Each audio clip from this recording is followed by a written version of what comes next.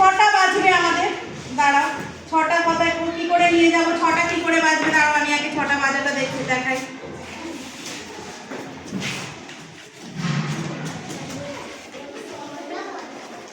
দেখো, ছটা বাজে মানে ঘন্টার কাঁটাটা 6টাতে থাকবে আর মিনিটের কাঁটাটা থাকবে 12 এর টাইম। তোমরা সবাই 1 2 3 4 জানো, 12 আছে। এবার আমাদেরকে 6:30টায় নিয়ে যেতে হবে। 6:30 মানে কি 6:30। 6টা দেখো, একের কাছে যখনই যাবে আমরা বলি 6:05। কেন? 5 মিনিট যাচ্ছে। এই দেখো, 2 এর কাছে গেলে 6:10 হলো, এখানে আমাদের 10 লেখা আছে। আবার 3 এর কাছে গেলে 6:15। তোমরা বলো 4 এর কাছে গেলে কটা হলো? 5 এর কাছে 25। আর যেই 6 এর কাছে চলে গেল তখন কটা বাজে? 6:30। 6:30 আমাদের স্কুলের আসার সময়। ঠিক আছে? এবার দেখো এইদিকে, তোমরা জিওমেট্রি একটু মনে শিখেছিলে তো? এটাও আবার নতুন করে আবার যোগ শিখতে হবে। এই দেখো এখানে অনেকগুলো স্টার আছে। কটা স্টার? 1 2 3 4 5 6 7। আর এখানে কটা? দুটো। তাহলে 7 আর 2 যোগ করলে কত হয়? এখানে দুটো। হ্যাঁ দেখো দেখো এখানে নোটা আছে কি? 1 2 3 4 5 6 7 8 9 হলো। এবার এগুলো আপেল, দুটো আপেল আর একটা আপেল নিয়ে কটা হলো? 1 2 3 হয়েছে। এইগুলো সেরকম বল আছে, 3টে বল 3টে বল সব মিলে 1 2 3 4 5 6 6টা বল। ঠিক আছে? এটা দেখতে পাচ্ছ? এদিকে দেখো, আমার সাথে বলো 2 8 2 2 দুগুণে 4 2 3 6 2 4 8 2 5 10 2 6 12 2 7 14 2 8 16 2 9 18 2 10 এবার দেখো এখানে দেখো প্রত্যেকটা আছে। দেখো 3 1 3 3 দুগুণে 6 3 3 9 3 4 12 3 5 15 3 6 18 7 3 8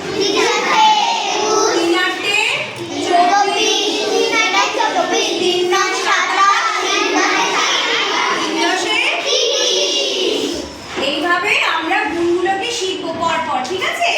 এবার আমরা পরিবেশ বই পেয়েছি নতুন। সেই পরিবেশের মধ্যে আমরা আজকে জবা ফুলের কি কি অংশ আছে এইটা জানবো। জবা গাছটার কি অংশ আর ফুলের কি কি অংশ আছে। দেখো, আমরা জানি গাছের মূল থাকে মাটির নিচে, আমরা জানি কি? জানি তো। আর তারপরে থাকে কাণ্ড মাটির উপরে। কাণ্ডর সাথে কি লেগে থাকে? পাতা। আচ্ছা, পাতা কাণ্ডর মধ্যে একদম এই শীর্ষে কি থাকে? কুঁড়ি হয়তো। সেই কুঁড়ি কিন্তু আবার ফুল হয়ে ফুটে যায় পরের দিন। দেখো, সেই একটা ফুল হয়েছে, গোটা ফুল। এবার এই ফুলটাকে আমি ভাগ ভাগ করে দেখিয়েছি এই ফুলের মধ্যে কি কি অংশ আছে। দেখো, প্রথমে থাকে ফুলের প্রথমে কি আছে? বৃন্ত, এটাকে বলে বৃন্দ। বুঝেছো? তারপরে এইটা হচ্ছে কি? দলমণ্ডল বা পাপড়ি। জবা ফুলের 5টা পাপড়ি আছে। হ্যাঁ, আচ্ছা, এবারে এই যে সরু লম্বা মতো অংশটা এটাকে বলে পুংকেশর। হ্যাঁ, আর এটা হচ্ছে গর্ভকেশর। তাহলে ফুলের কটা অংশ হলো? ফুলের পাপড়ি 5টা, কিন্তু ফুলের অংশ হচ্ছে 4টে। বৃন্ত, দলমণ্ডল, পুংকেশর, গর্ভকেশর। বুঝেছো? আচ্ছা, তাহলে আজকে আমরা কি কি শিখলাম? একটা গাছে কটা অংশ? মূল, কাণ্ড, পাতা আর কি? ফুল। আর একটা আছে ফল, সেটা আমি ফুল গাছ দেখেছি বলে এখানে ফল না, তাই তো? ফুলের গাছ। তাহলে গাছের 5টা অংশ, কিন্তু ফুল গাছের 4টে অংশ থাকে, যেগুলো শুধু ফুল হিসাবে হয়। আর সেই ফুলের আবার 5টা অংশ।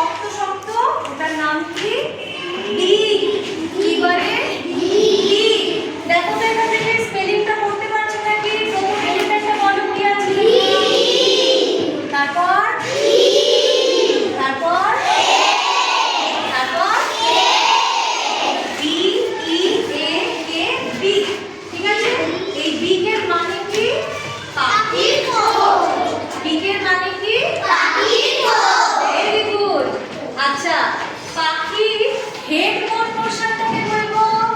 কোন অংশটাকে হেড বলবো? এই জায়গাটাকে হেড বলবো, তাই তো? আমাদেরও যেরকম শরীরের সব থেকে উঁচুর দিকে মাথা রয়েছে, সেই রকম এই পাখিরও সব থেকে ওপরের দিকের অংশকে এই জায়গাটাকে বলবো হলো হেড। হেডের স্পেলিং তো আমরা আগে থেকেই জানি। হেডের স্পেলিং কি?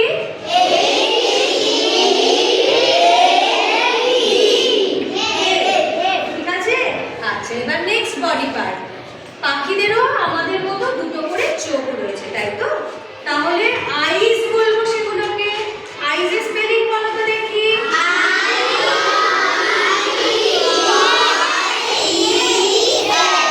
কি বলবো?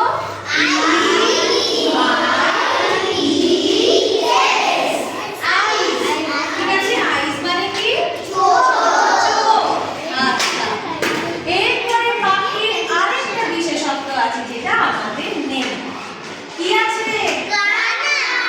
ডানা, wings। কি বলে ওটাকে? এই পাখিটার মধ্যে wings আছে দেখি তো। এইটা হচ্ছে পাখির wings। ঠিক আছে, দুটো উইং থাকে, তাই জন্য নাম হয় wings। প্লুরাল নাম্বারে বলতে হয় wings। ঠিক আছে, নিশ্চয়ই জানো তার মধ্যে ফরমোস্ট যেটা আমাদের সবথেকে বেশি সমস্যার সৃষ্টি হচ্ছে সেটা কি? সেটা হচ্ছে বায়ু দূষণ। ঠিক আছে, বায়ু দূষিত হচ্ছে, এটা বুঝতে পারছো? এই বায়ু দূষণের ফলে আমাদের কি কি হচ্ছে দেখো। প্রথমত আমরা কি হচ্ছে দেখো, এটা যদি আমরা ভিতরে দেখি আমাদের হাঁচি হচ্ছে। ঠিক আছে, তারপর দেখো কাশির পরিমাণ বেড়ে যাচ্ছে, এবং তার সাথে সাথে দেখো আমাদের সমস্ত কিছু শ্বাসকষ্ট সৃষ্টি হচ্ছে। ঠিক আছে, ফলে কি হচ্ছে, ধীরে ধীরে আমাদের হার্ট অ্যাটাক থেকে শুরু করে আরও যে শারীরিকগত সমস্যা সেটা বেড়ে যাচ্ছে। এবং তার সাথে সাথে আরেকটা দেখো, এই পৃথিবীতে যেটা হচ্ছে যে সবথেকে বেশি পরিমাণ যেহেতু বায়ু দূষিত হচ্ছে, তার ফলে আমাদের দেখো অনেক জায়গায় যে বৃষ্টি হচ্ছে সেটার পরিমাণে অ্যাসিড বৃষ্টির পরিমাণটা বেড়ে যাচ্ছে। ফলে কি হচ্ছে, মাটি তার ক্ষয়ক্ষমতা, মাটির যে সাধারণ যে শক্তি সেটার পরিমাণ ধীরে ধীরে কমছে। এবং তার সাথে সাথে দেখা যাচ্ছে কি আস্তে আস্তে পৃথিবীটা একটা খুবই খারাপ দিকে চলে যাচ্ছে। ঠিক আছে, আমাদের কি করতে হবে, ধরো বায়ু দূষণ এই যে হচ্ছে সেটাকে যদি আমরা কমাতে চাই তাহলে কীভাবে করবো? দেখো, আমি একটা চার্ট নিয়ে এসেছি আজকে তোমাদের। ঠিক আছে, ধরো আমরা যখন কোনো কিছু গোটা জিনিসকে বলছি, ধরো একটা লেবু গোটা আছে যখন, তখন সেটা হচ্ছে গোল। এবার ধরো আমি ওই লেবুটাকে দুজনের মধ্যে ভাগ করে দিলাম, তাহলে কি হলো, দুজন কি হলো, অর্ধেক অর্ধেক খাবে।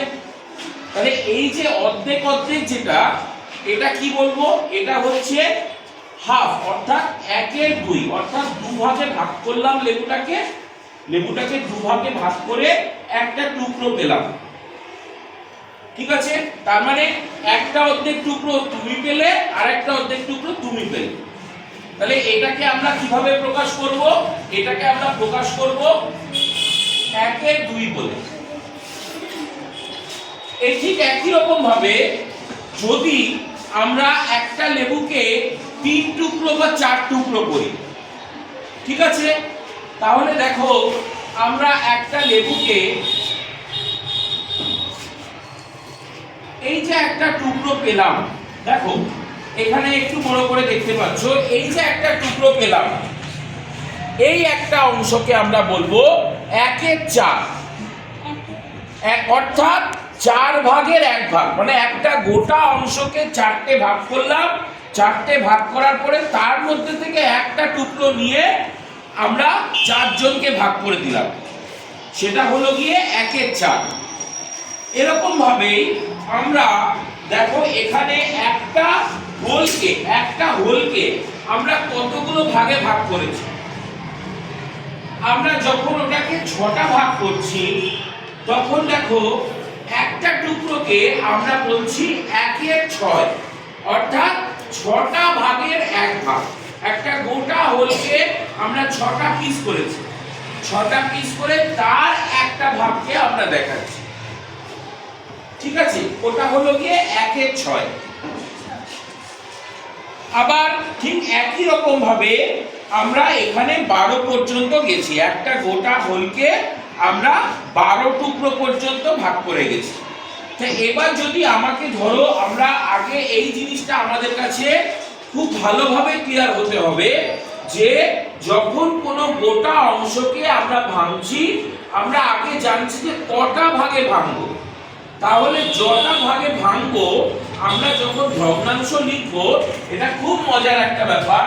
আমাদের গোটা হচ্ছে 1, আমরা যখন ভগ্নাংশ লিখবো, এটা খুব মজার ব্যাপার।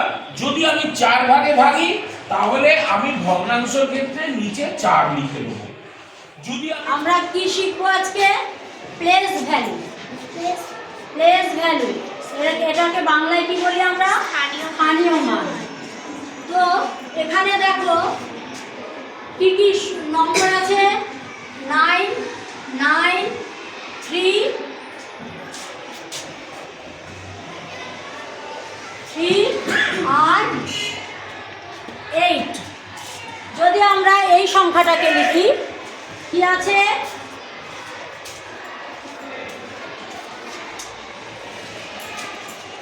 8 আর কি আছে? 3, 9, 9। বলো তো কোনটা কোন ঘরের সংখ্যা? এর স্থানীয় মান বলো তো। এটার স্থানীয় মান কি? 9। এটা হচ্ছে এককের ঘর।